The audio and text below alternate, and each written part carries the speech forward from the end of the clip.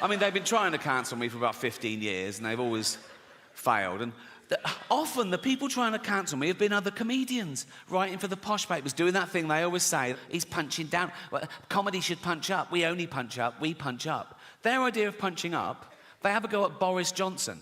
How the fuck is that punching up? You know, the cunt is learning disabled. He's like this fucking waterlogged Gary Busey, fucking albino Eggman thing. He can't string a sentence together. Have you heard him talk? He's like, he's a fucking moron. I punch up. I have a go at people like, I don't know, Stephen Hawking, right? Yes, the greatest brain that's ever lived. He can take it. And he wouldn't even have minded when he was alive, because he's part robot, isn't he? I think he's basically a talking chair, so you can say what you want. And he was on Epstein's island, apparently, so fuck him. I don't... What was he doing there? Why do I want to go? Why? Why do I? You're not just there doing fuck. I would go, what?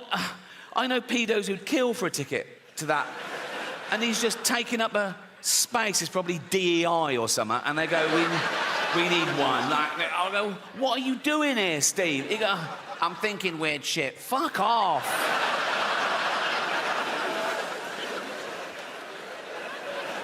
That is probably a hate crime. That is... It's a bit... Like, Eddie Redmayne got in trouble when he played Stephen Hawking in the biopic, The Life Story of Stephen Hawking, right? Won an Oscar for it, and that's when the backlash started. People going, no, it should be played by a real disabled creature, all this, right? And they're going... The actor should have the same disability as the person they're portraying. But it was the life story of Stephen Hawking, right? So for the first part of the film, the cunt could walk, right? So I put it to you, what is easier? Getting an actor who can walk, pretend he can't for the last bit of the film, or get an actor who can't walk, pretend he can for the first bit. How would that even fucking work? Puppetry, think. You can't always find an actor with the same disability as the person they're portraying. They're fucking actors. What if they did a biopic of Helen Keller, the deaf, dumb and blind girl? Well, what's the chances of finding a deaf, dumb and blind actress who can play that role? And if you did, you go right into the director and go, we found a deaf, dumb and blind girl. What did she say? She didn't even answer the fucking phone. Oh, don't get me started. Oh. I did see one thing recently on YouTube, actually. Do you know the little fella from Game of Thrones? The actor, Peter Dinklage. Do you know Peter Dinklage? Yeah. He was at a junket, and it was for a new thing he was doing, right? And they were filming it. That's why it got leaked onto YouTube. And I don't know what brought it up, but he suddenly started going off on one. Someone, oh, God. He was going, it's fucking disgusting. They're still doing productions of Snow White and the Seven Dwarfs. For Christ's sake, it's fucking demeaning. It's 2023. He wasn't happy.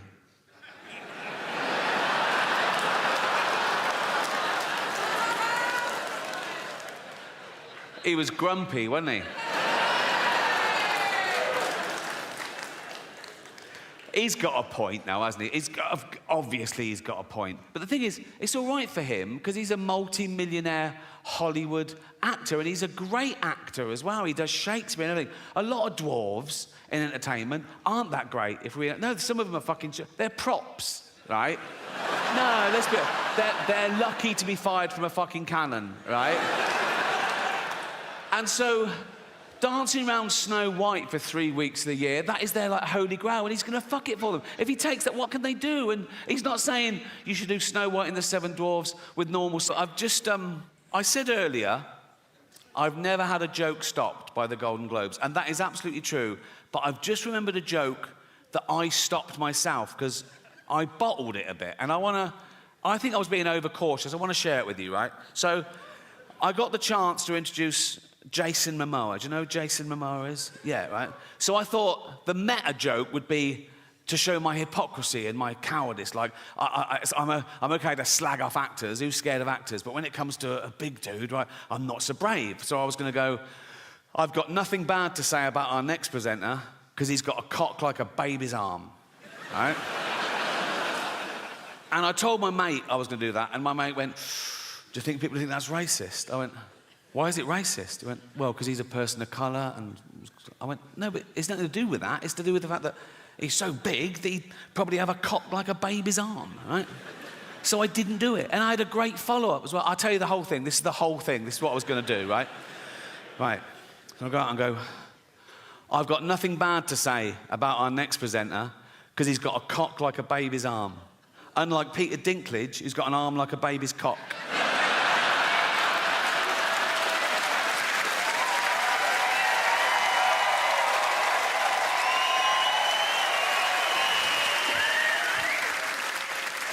It's great to hear.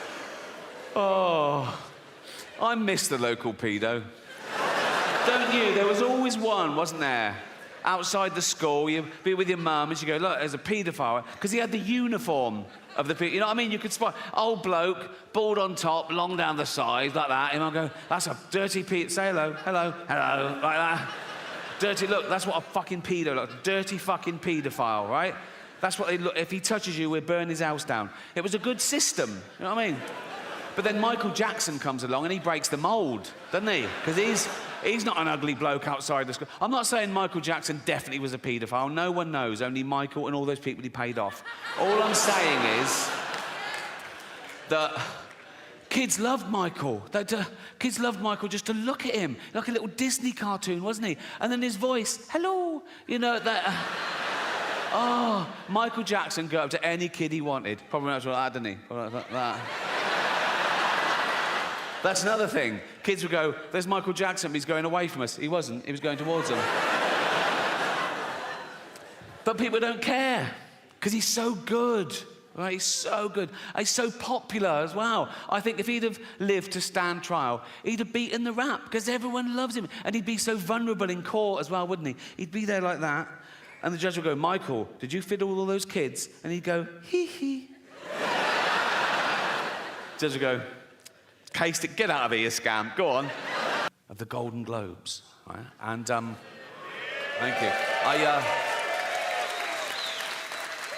I last hosted the Golden Globes in 2020. It was the 5th time over a 10-year period, and I liked them more and more, and the last one was my favourite, because the world changed in that 10 years. You know, like the first time I hosted them in like 2010, the press of America, they hated me. Right? Who is this annoying Brit insulting the most important people on the planet? By the last time I hosted, they were like, yeah, go on, fuck them. Fuck them, right? Because ordinary people had got sick and tired of being lectured by these multi-millionaire, nothing wrong with that, these liberal elite entertainers telling them how to vote and how to recycle, when everyone knew they were getting free jet rides to Pedo Island. So it really hit the zeitgeist. But it was always the same deal. Whenever they said, do you want to host? I said, yeah, I'll host. I said, but I'm going to write all my own jokes, which is unheard of, apparently. I said, I'm going to write all my own jokes, and I'm not going to rehearse, so you can't hear the jokes beforehand, and you can't cancel any. And they let me do that. I did have to show a lawyer the jokes about an hour before to make sure I hadn't broken any laws, and I never had, because I know the law. Sometimes the lawyer would go, are you sure you want to say that? Right? And I go, is it legal? They go, yep, technically. I go, let's do it. Right? I've never had a joke stopped by the Golden Globes. That says something about them, to be fair, right? So I always go, oh, God, no. I wouldn't even say if that had happened, because I don't like gossip, to be honest, right? There was one guy I thought took it the wrong way, right? It wasn't a bad... No, the cameras went to him, and I'm not in control of the cameras, so I think he was caught in the headlights. It was Elton John, right? But it wasn't a bad joke. I was introducing Madonna, okay? And I later found out that him and Madonna were in this feud, and he hated being mentioned in the same sentence as it. But I didn't know at the time. I was confused, right? And it wasn't part of the monologue, but I'm there for like 3 hours, right? And now and again, the stage manager put a head around the door and go, do you want to introduce so-and-so? And I'll go, yeah, fine. And I'll come out and I either do it straight or I ad-lib. And this was little ad-lib because I saw Elton in the front row, right? So this was the joke. I came out and I said, our next presenter is the Queen of Pop. Not you, Elton. Sit down, right? And he sort of went to him, he sort of went... And I was like, oh, fuck, he hated that. And I was thinking, why is he... I was like, oh, God, do you think I'm homophobic? Oh, I'm not homophobic. That's always in my head. Then I thought... He must have heard worse, right? In the 1980s, right, when Elton John was in the closet. He wasn't out. He was married to a woman, right? He was also chairman of Watford Football Club. And he and his then wife would go along and watch Watford play, and the entire crowd would sing, "Don't bend down when Alton's around or you might get a willy up your arse." Which puts my little quip into perspective. I don't know how football fans know how to start at the right time in the same key. Do they hand out sheet music before we're doing Willy up the arse in C? Jeff's doing a solo. It's like... And what they usually do, they get a traditional tune so everyone knows it, and they change the lyrics. Some genius changes the lyrics, right, to be as offensive about someone or something or somewhere or whatever, right? So the tune they used to use, I remember it, it was that old Cockney knees up song. My old man said, follow the van and don't dilly-dally on the way. Do you know that one? Remember the term dilly-dally? They use it very creatively in their version, right? So this was their lyric. It was the 80s. It's not politically correct, I apologise, but they're football hooligans. What are you going to do, right? So let's analyse their genius lyrics, right? This is what they used to sing. Don't bend down when Alton's around, or you might get a willy up your arse. I mean, you might. Not necessarily his, but, you know, like mathematicians amongst you would have to go, yeah, there's a slight... Like, if 1,000 people bent down when Alton was around, one of them might randomly... Someone might come off a bicycle and go, sorry, like that, and they oh, fuck, and the scientists will go, one. Do you know what I mean? There's a slight... Also, when Alton's around, that's ambiguous. That could fit... Like, you could have two gentlemen having anal sex in a hotel room, right? And then the next day they find out that Elton John was staying in the next room. They go, oh, I got a willy up the arse when Elton was around, you know? I'll give him that. Anyway.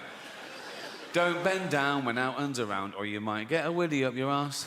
He has the nerve. And he goes, he dallies and dillies. They've reversed it. Why? He dallies and dillies. He plays with people's willies.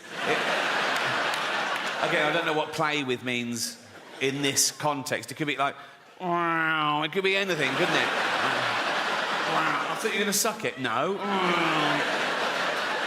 He dallies and dillies, he plays with people's willies, he's up every arse in town. I'd stop him there, I'd go, no, you know, that is provably false. He's not up every arse in town, is he?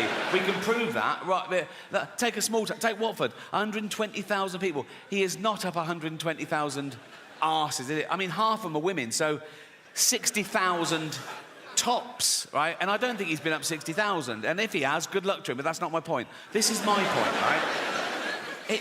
What did his then wife think of that? Because he's in the closet, right? You know, and she's just married Elton John the pop. She couldn't be... She's in love. She's so proud of him. Elton John, and he's chairman of Watford. She goes like, I'm married Elton John the pop star. I'm married to Elton John the pop star. And then the entire crowd sing, don't bend down when Elton's around or you might get a willy up your arse. She must have gone, why are they singing that, Elton? And he got round to see that, but I am going to spend my entire fortune from now on private jets to make sure it definitely fucking happens. We're going to be the first generation that future generations are jealous of, right? Because we had it all, and we're using it all up. We're using up all the fresh water. We're using up all the fossil fuel, right? Usually you look back in history and you feel sorry for it. You go, oh, how did they live like that? Oh, how did they get around? No indoor toilets. I've got 9 toilets in my house. And sometimes I just run around flushing them for a laugh, like that. Just so that in 40 years' time, Greta Thunberg has to shit out of a window.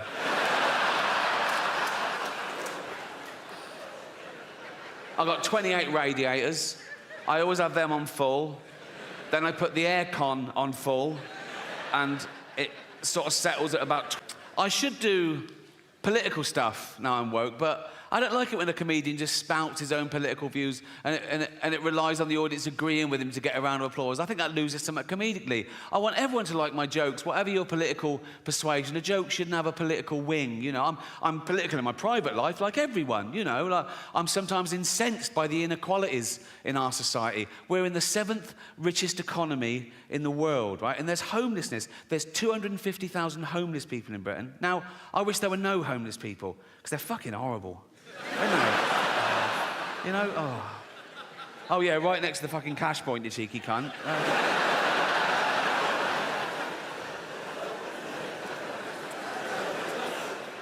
It is a serious problem, and I hope none of you ever find yourself homeless. But if you do, my advice is heroin.